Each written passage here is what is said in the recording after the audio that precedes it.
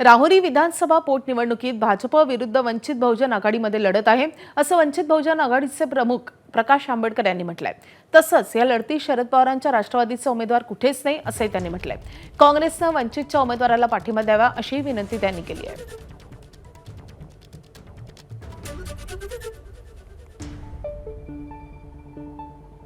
वंचित बहुजन आघाडी आणि बीजेपी यांच्यामधली सरळ लढत आहे।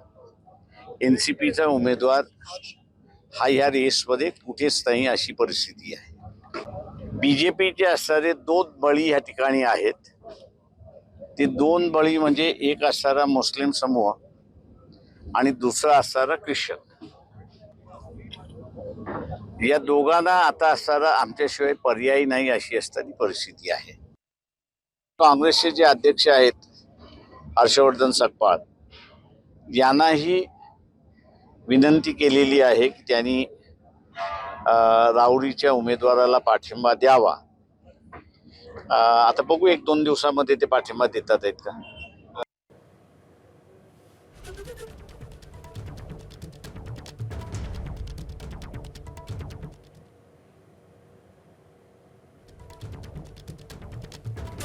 तर काँग्रेसनं आमच्या उमेदवाराला पाठिंबा द्यावा अशी विनंती प्रकाश आंबेडकरांनी केलेली आहे आणि सोबतच या निवडणुकीत राष्ट्रवादीचा उमेदवार कुठेही नाही असंही प्रकाश आंबेडकर यांनी म्हटलंय।